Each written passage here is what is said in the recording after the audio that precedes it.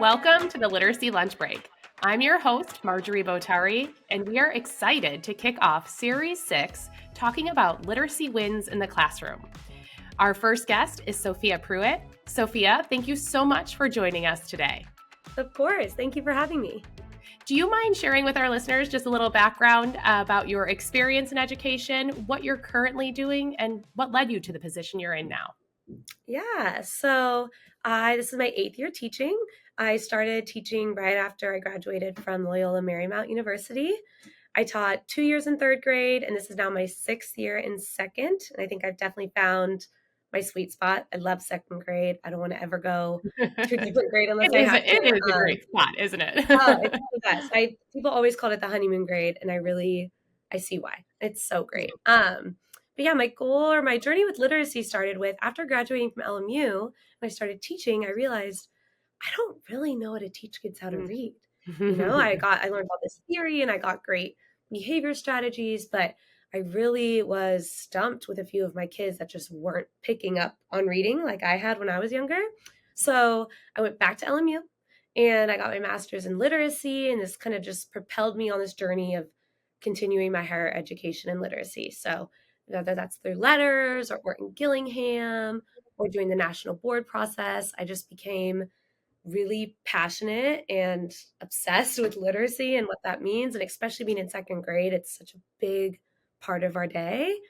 And so, yeah, I've just been teaching is my love. I've always what I wanted to do, but literacy is really where I feel the most excited and encouraged throughout the day. I feel like your story is so similar to my own, and I think many of our listeners when we think about, undergrad and being prepared to teach reading, and then we get into the classroom and we're like, oh my goodness, I don't actually know how to do this, right? Yeah. So I always say, and then you quickly go back to school, and hopefully you're going to a school that's teaching you the right things to do and really allows you to impact your classroom. So that's what we wanted to do with this series is really, we recognize there's an amazing shift happening in literacy instruction. We're talking about literacy more. We're talking about research more. And really, that is so powerful and phenomenal. And it's what we need to be doing. But at the same time, as a teacher that goes into a classroom and it has so many things to juggle, that also can seem overwhelming. And so with this series, we really wanted to talk about, yes, there's a journey, and we're always going to be going back and trying to learn more, whether that's letters, training, reading a professional book, listening to a podcast. But let's also stop for a moment and celebrate what those wins are, those small changes and the impact that we have. So we would love to hear, about some wins in your classroom and what led you there. Yeah. So one of my biggest wins this year, I would say, is I've started this routine with decodable texts to have my kids reread. And I'd always heard rereading was important and decodable texts, and I feel like I did it here and there. But this year we have established a routine that just works so well. So on Monday, the kids get a decodable text that has to do with the target sound spelling pattern for the week. So this week we're doing AU and AW. And so Heggerty provides really great decodable text. There's lots of other resources too if you need more. But the kids all get the text, and then they highlight the words with the target sound. And then the first read, we do an echo read. So it's like a gradual release of responsibility. So I read a sentence, and then they read a sentence. I read, they read. So we do the whole thing. And then we put it away. So it's kind of nice too, because sometimes reading, feels like teachers don't realize just how important 1 or 2 minutes could be. Right. Especially if you just do it every day, that adds up to so much growth. But a lot of times we're like, oh, it's just 1 minute, we're going to skip it. Love that point. Yeah. That's so important to think about what that adds up to every single day. Yeah. I've learned how much you maximize that time, even though it's so short, what you get back from it is so important. And then Tuesday we get it out, and they know, I put the slide on the board, they all take it out from the same folder in their binder. And then today the kids will they'll say, today's choral read.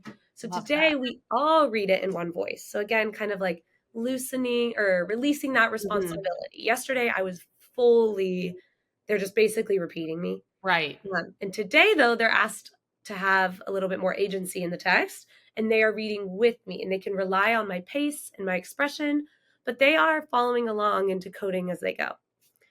And then we put it away. And then Wednesday we take it back out, and then we do partner reading. So my favorite partner reading strategy is from letters, where partner A reads the first paragraph, partner B and A read the second one together, and Love then that. partner B reads the last paragraph. And I love it because there's choral reading in there. Mhm. Nobody, while you get a few sentences on your own, there's still a lot of support. And then Thursday, you take it back out and then you read it. We use fluency phones and then they read it to themselves. So by the time we get to Thursday, I mean, they are reading so fluent. They know all the words. They can decode the multisyllabic words. They're reading with expression because they heard me on Monday read it. Mhm. But it has been, I mean, my fluency this year is just, the kids have just skyrocketed. Like, it's one of those things I'm like, why didn't I do this 8 years ago? Well, I mean, I think that that's such a good point, though. Why didn't I do it 8 years ago? And that's why we want to celebrate these wins, is Yeah, because 8 years ago you were probably working on something else and totally. creating, some routine. But I think, that's the impact of routine, right? Yeah. And again, that explicit instruction and thinking about that gradual release. Hmm. I love the way you have this system set up. You're able to be efficient because your students know what the routine is. So there's Yeah. not a whole lot of time. Sometimes I think as teachers we put this pressure on ourselves to create something new every single time that we're Yeah. working with a skill. And then that takes up so much more time because then you're teaching a new routine where these short, 1 to 2 minutes, we know what the routine is and then it is short. So we have, then I'm sure that students are really attending to the task Yeah. because it's not this big drawn out task. They know like this is how long we're spending on it, and then we move on to the next. Totally. That's such a good point. I feel I used to a lot more like introduce, like you said, a new way to do the skill, a new type of reading, which are all great things, but you end up spending 10 minutes introducing the skill and then you pick a new one the next week as opposed to giving the kids, they feel really empowered. They see the choral reading slide, they take it out and they know what to do. They take out their little reader and when kids have such like strong, consistent expectations and they know what's expected of them, I mean, behaviors go down because it's not this whole new thing again. It's, oh, we do choral reading every Tuesday, Yes. you know? Yes. And you've really, again, supported them through that gradual release where Mhm. you are their model and then you're slowly taking that away and giving them Yeah. that opportunity. I'm curious, when you do the partner reading, are you partnering intentionally? Are you Yeah. thinking it? Yes. I'd Yeah. love So to hear a little more about that. we do different partner reading or reading partners every couple weeks. And I typically will do like a student who kind of based more on skill than just reading level. So I have a student who's really reads with expression. And then another student who has like strong accuracy, and it's pretty smooth, but just has no expression in the voice. So I'll pair them together because I don't want the really fast reader reading next to the really slow because then Exactly. they might get the eye roll or they don't feel Exactly. Yes. challenged or they don't feel like they're at. So I really try to be very specific about who I'm partnering and make sure that each student has something to offer. I'm not doing just high low. I hope the low catches up. It's what can this student bring? What can this student bring? I think they'd be a great partner. And Love if they that. work well, I keep them. Sometimes Yeah. people, my kids will be like, I have the same reading partner as last month. And I'm like, you do? And those other two switched because that wasn't working, That so that is I love that too. And I'm sure you probably explain that. And that's something I think as we think about, and that's kind of my next question, is that classroom environment, right? Like mhm. as we think about establishing an environment where students are comfortable and confident taking risks or trying something new or working with others, like cluing them into, yeah, you actually did work well. And so when something works well, we can stay here for a little while where maybe it didn't work so well, but we're going to try something else. Yeah. So I would love for you to share a little bit more about, I can already hear in what you're sharing of how you're building routines, how you're, teaching, being very thoughtful about who you're partnering with from that aspect of not just one skill, but how they work together and what they can both bring to that activity. But I'd love to hear a little bit more about how you build that classroom environment to allow students again to take risks, to do work. I always say this is hard work, right? Yeah. This isn't easy. It's not supposed to be easy. And a classroom environment plays such a vital role in allowing our students to access these critical skills. Yeah. No, I love what you're saying. This is hard work. On my classroom, that made me think on my wall, I have a sign that says we can do hard things. Love And that. I just use that language all day long. So I think the number one way I've been able to build that environment is just continuing to use growth mindset language throughout the whole year. So I used to always just do a growth mindset lesson in the beginning of the year. We color brains, we hang them up. But it's so much more than that. It's the daily language and reminders to kids. You can do hard things. You have tools. I'm here to help. I'm not here to do the work for you, but I'm here to help. Oh, I And love that. also, yeah, mistakes in my room are so normal. And that's because Mhm. I plan some in and I make them all the time. So I will stop at a read aloud when I know there's a multisyllabic word and I'll act stumped and I'll act like I just don't know what to do. Should I just skip the word? And they'll be like, no, underline the vowels, and then we'll go, okay. I feel overwhelmed by this word. I'll do a lot of think alouds, but I have tools and I'm going to try. And then I'll sound it out and I'll get it wrong. And then someone usually in the audience will say the word correctly. And I'll be like, oh, thank you. Like, oh, Love and that. then we kiss our brain. We always kiss our finger to our Oh, head. I'm like, my yes. brain grew. And this happens all the time. I have kids in math or when they misspell a word. If they misspell, I'll be like, "Oop, you forgot the S, kiss your brain."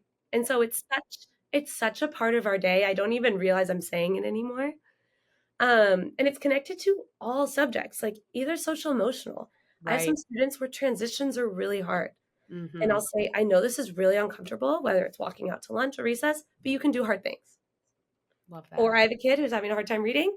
This is really tough, but I've seen you read words like this before and you can do hard things. So it's just kind of always, it's very woven in, I'd like to think, to the structure of my day in language.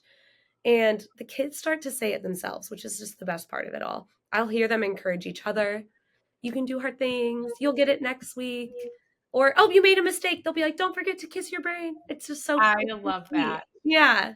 That is so, I when I model in classrooms or when I used to teach, I would do kiss your brain after like a lesson or something, but I never thought to do it for a mistake. And I absolutely love that and sharing that language of, oh, my brain just grew or your brain just grew because we know that mistakes are how we learn. And so to create a classroom environment where the mistakes are almost celebrated, right? Like that's good because now rather than and I think that sometimes especially in those earlier grades where we have maybe some kiddos coming in with a lot of experience, a lot of knowledge, and my teaching experience, we always had just wide ranges of needs. And really, I worked in high needs districts.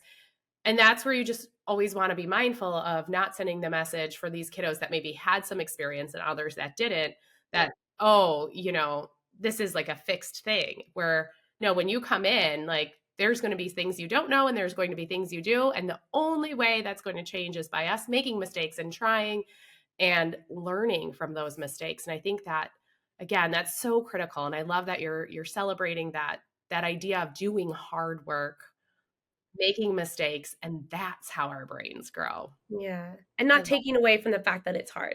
Right. Right? Even that walk to lunch, that to me is so Yeah. simple. But to someone else, like this is hard, but you can do it. I feel like Mhm. it's the validation plus the encouragement. I'm not going to let you I have higher standards for you and I like want to push you and encourage you, but it's also really hard. And both of those things can exist at one time and I feel like one without the other. The first one doesn't really push or encourage kids to Yeah. grow with just saying, oh, this is hard. Okay, you don't have to walk to lunch. Right. No, but the second one also get up and move, it's not a big deal, or read that word is also not helpful. So it's like Exactly. I feel like you need Yeah. So, yeah, identifying it, validating it, and then yeah, saying, "I believe in you. Like, you yes. can do this." Yeah. And then giving them the strategies too, right? So I think as we think about literacy, that's the importance of that routine or explicit instruction and then gradual release. But even as we think about those day-to-day activities for a student that maybe it's hard to walk to Yeah. lunch, like what are the Right. maybe you feel better when you're at the end of the line and you're not in the Mhm. front, or maybe Mhm. this is when we feel comfortable, or this is some strategies that we can Yeah. provide to support. I absolutely Yeah. love that. So it sounds like you have this classroom environment where you've really created the growth mindset and the ability to really celebrate making mistakes. But with that, I'm sure there's still some challenges that come along with that. And I'd love for you to share how you overcome that or some strategies or tips for our listeners. Yeah. I think the challenge really one of my biggest challenges, especially this year, is when you still have kids who are starting to notice that they're behind And I feel like, in first grade, everybody's doing CVC words and blends. And then in second grade, I mean, especially spring, kids are really reading chapter books and multisyllabic Right. words. And I still have a couple, and it's okay, but who are blends are still tricky. And Right. I can even see their eyes. They just start to notice. And Mm-hmm. it's so heartbreaking, but also so unavoidable. Right. They're going to see the partner next to them reading a book that they definitely can't access. So one way I try to overcome the challenge, which I know is like such an important skill for teachers, but is differentiation in small Mm-hmm. groups. I think doing small groups is the best way to keep it a secret. Yeah. Nobody needs to know what decodable text group A is reading and what decodable text group B is reading. They all are doing partner reading and choral reading, and they don't go tell, they're too young to say, hey, what were you reading? Does your text look like this? They don't really care. Right. And that's the best, because if the groups are animal themed and the pandas are coming to my back table and I know that we're doing blends, and the next group, the whales, are doing multisyllabic words, and then everybody else is doing their own independent work, it's the best way to Mm-hmm. try to hide the differences, because I can see it become like really stressful, and they're so small and they're trying to understand why somebody would be reading better than they are, and they Right. want to feel celebrated. And to hand them a decodable text that they know they can't access and have them hear everybody else reading it is just, I just think every day would just chip away at their confidence. So I really try to do differentiation with spelling, decodables, and keep things in small groups as much as possible. Yeah. I love that because again, you have that whole group experience. So it's not that you have students that are completely disconnected from each other. Mm-hmm. You have that experience, you're all working together towards one goal.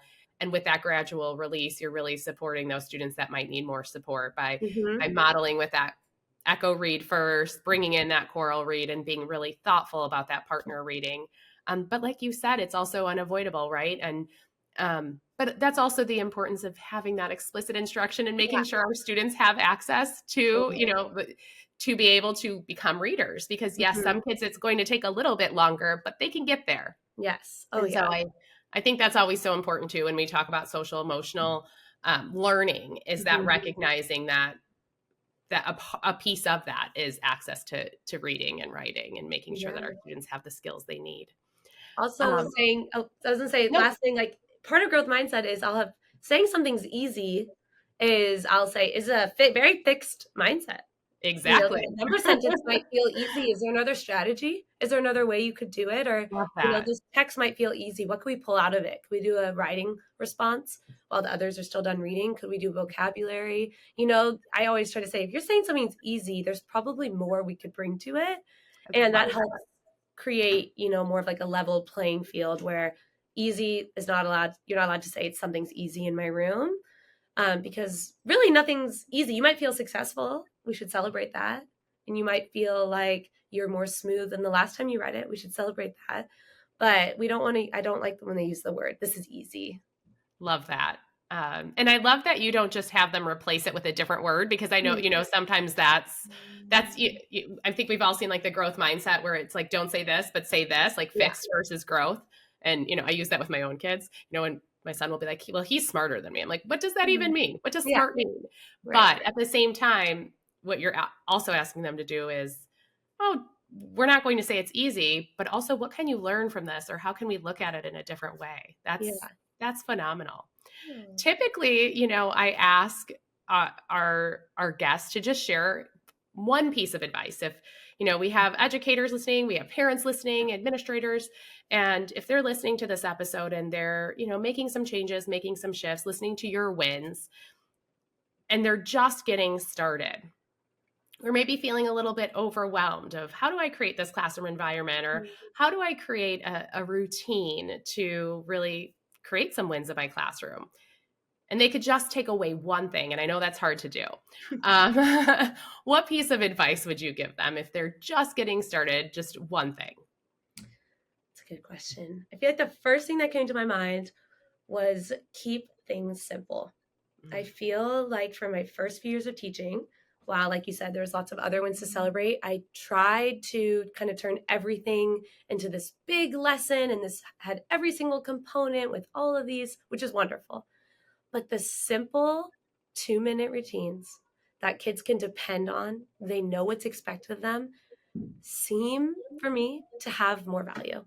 And they're easy on the parent or on the teacher because the administration of them is pretty quick and doesn't really require much of us. And the kids like it because it's not that new and they know what to do and they feel successful. And it feels just simple. And of course, there's places for all those big lessons and all the fun, but for the day-to-day things, whether that's establishing a routine at home with getting ready for bed or with doing your letter review, I feel like what I've learned working with kids is just keep it simple and keep it consistent. I love that. And that is a phenomenal piece of advice. And as you said, it's actually the most impactful. And it's sometimes we put so much pressure on ourselves and as teachers to try to do so much. And it's actually something that's attainable for teachers as well and impactful. Yeah. Well, Sophia, thank you so much for being a guest. I'm so glad that our listeners get to hear about your literacy wins and just the phenomenal classroom environment that you've created for your students. We appreciate you being a guest and all that you do. Thank you. Thank you guys for having me. Be sure to subscribe and stay tuned for our upcoming episodes where we explore literacy topics in a snack-sized, easily digestible format.